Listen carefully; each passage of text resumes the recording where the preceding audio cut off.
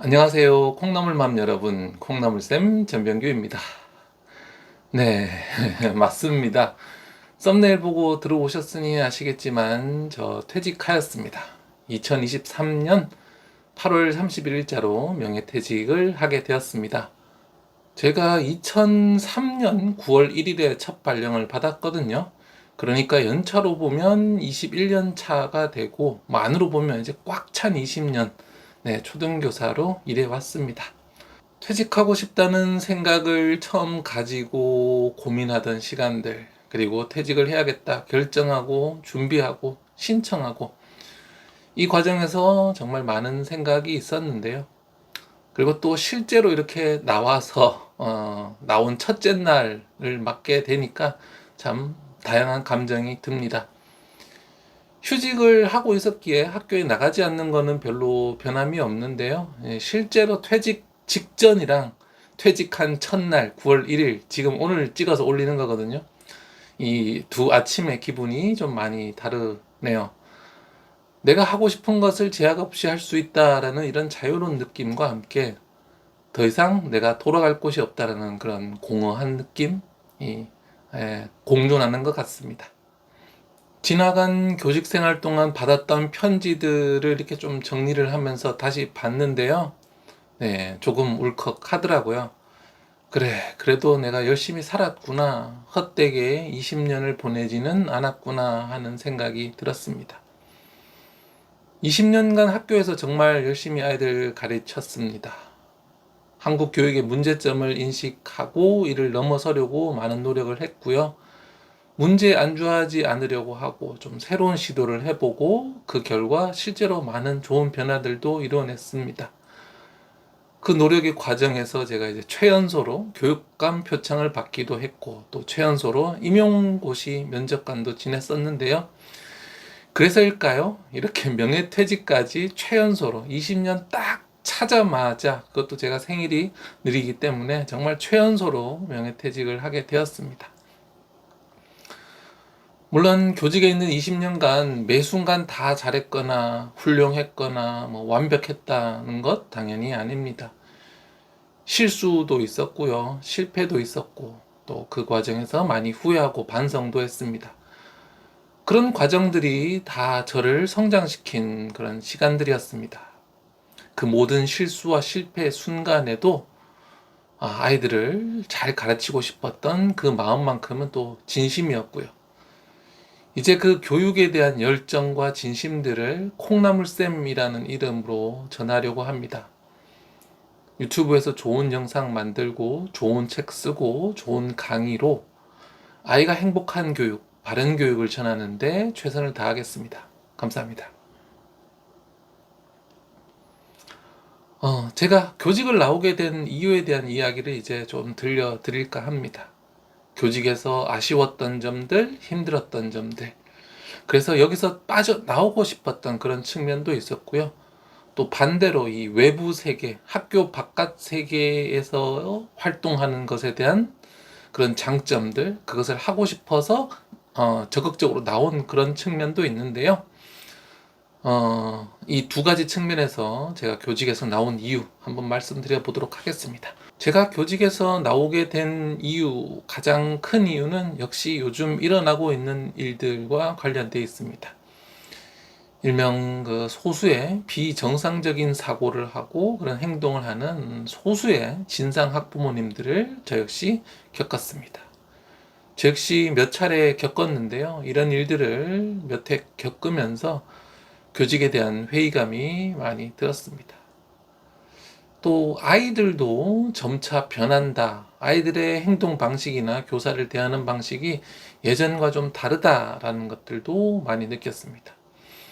예전에는 아이들을 지도하는 데 있어서 에너지는 많이 들어가고 힘이 들어도 할만했고 하면 보람도 있었습니다. 문제가 있으면 지시하고 훈계하고 또 혼도 내기도 하고요. 또 그러면서 또 달래도 주고, 이것이 진짜 교육이거든요. 이렇게 이 방법들 다 골고루 잘 쓰면 정말 심각한 문제 아이들도 제가 정상 범위로 만들어낼 수 있었습니다. 그 과정에서 보람과 그런 것들을 느끼면서 교직 생활을 했죠. 하지만 점차 이것들이 먹히지 않는 상황들이 오게 되었습니다. 이렇게 교사의 손발이 묶이게 된 거죠. 그러면서 학급에 이런 금쪽이들은 더더욱 늘어나는데요. 이렇게 늘어난 금쪽이들을 지도할 수 있는 방법을 모두 뺏겨버렸습니다. 지도를 하면 학대가 되고 뭐 이래 버리니까요. 좀 이야기처럼요. 근데 문제는 이 금쪽이 자체도 늘어나는데 더 심각한 문제는 이 주변 아이들이 금쪽이를 보면서 금쪽이화 되어 간다라는 겁니다. 아니, 저렇게 행동하는 애도 있는데 라고 하면서 그 행동들을 따라가는 거죠. 금쪽이가 100을 한다면 보통 아이들이 10, 20 하던 아이들이 40, 50을 하고 40, 50 하던 아이들이 70, 80을 하는 거죠. 왜냐하면 금쪽이가 저렇게 하는데도 학교에서 지도할 방법이 없으니까요. 이렇게 정상적인 교육과 지도를 해도 순식간에 학대가 되어버리고 또 몰상식한 일부 학부모가 찾아와서 고성방가를 하고 학대로 신고한다고 하고 이런 일들을 겪으니까 지도를 할 수가 없죠. 모든 선생님들이 이런 일들을 몇 회 정도는 겪어봤고 그래서 그만큼 힘들어 하고 계십니다. 이런 경험들을 하면서 그리고 이것들이 갈수록 심해지면서 제가 교직에 더 이상 있고 싶지 않다, 있을 수 없다, 있을 이유가 없다 이런 생각들이 들었습니다. 사람이 어떤 노력을 했을 때 그리고 진심을 다했을 때 그에 대한 합당한 결과가 나와야지 내 에너지가 의미 있게 쓰인다라고 하면서 또다시 에너지가 생기는데 그렇지가 않은 거죠. 에너지는 너무너무 많이 쓰는데 그 결과가 나쁘니까 새로운 에너지가 나지 않고 그러니까 시간이 지나면서 결국 고갈이 되는 겁니다. 결국에는 그런 보람찬 결과들을 보면서 사람이 다시 에너지가 나오는 그것이 중요하거든요. 근데 현재 교직에서는 에너지를 모두 다 빨아가기만 할 뿐 어떤 좋은 에너지도 다시 생성될 수 없는 막다른 골목에 이르렀습니다. 그래서 많은 선생님들이 견디고 참고 인내하다가 결국에는 에너지의 고갈과 함께 교직을 탈출하고 계시는 거죠. 교직이 보람으로 하는 일이잖아요. 교직이 돈을 많이 버는 직업은 전혀 아니죠. 제가 대학 갈 때만 해도 수능 3% 이내에 들어서요, 연고대 하위과 정도는 갈 수 있을 정도였습니다. 다 그런 분들이 선생님을 하셨고 저도 그랬는데 이 교직을 선택할 때는 돈을 선택을 한 게 아니죠. 보람과 아이들과 그런 것들을 선택을 했는데 연봉에 있어서는 그때 비슷했던 친구들과 엄청난 차이를 보이죠. 대기업을 간 친구들, 중견기업을 간 친구들의 연봉 반도 못 받고 있습니다. 돈이 문제가 아닙니다. 돈 벌려고 교직에 가는 사람은 없으니까요. 돈 이외의 것을, 물론 돈은 누구나 필요하지만 돈 이외에 이런 것들을 원해서 아이들을 기르는 보람과 내가 교사라는 자긍심으로 가 있는 사람들이거든요. 돈을 못 번다는 걸 알고도 그런 보람과 존경을 원해서 갔는데 이것이 모두 사라져 버렸습니다. 교사로서 존경을 받기보다는 공무원 신분이라는 이유로 이걸 볼모로 협박당하고 모멸감을 느끼죠. 교사는 뭐 이렇게 논다, 뭐 한다 이런 말들 들려오면서 교사로서의 자긍심이 바닥까지 떨어지게 됩니다. 이제는 아이들조차 선생님을 좀 존경하고 따르려고 하지 않습니다. 집에서 부모님들이 교사에 대해서 하는 그런 나쁜 말들을 듣고 와서 학교에서 선생님한테 아이들이 그런 말들을 합니다. 굉장한 자괴감을 느끼죠. 내가 가르치는 아이들이 그런 어른들이 하는 말들을 하면서 그런 것들을 보면서 내가 지도를 해도 따라오지도 않고 아무것도 안 되는 상황. 적은 월급에도 불구하고 선생님들이 그런 버틸 수 있는 정신적 만족감들이 완전히 박탈되고 완전히 사라져버린 상황입니다. 저 역시 20년간 교직에 있으면서 그 교사라는 자긍심과 아이들을 변화시켰다는 그런 그런 만족감들이 점차 사라지고 일만 남더라고요.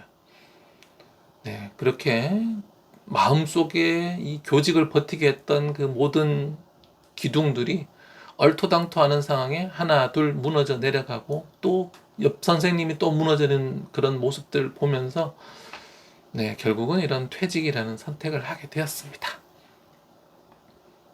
그래서 제가 먼저 퇴직을 하게 되는데 우리 많은 학부모님들께서 선생님들께 많은 좀 힘을 주셨으면 좋겠습니다.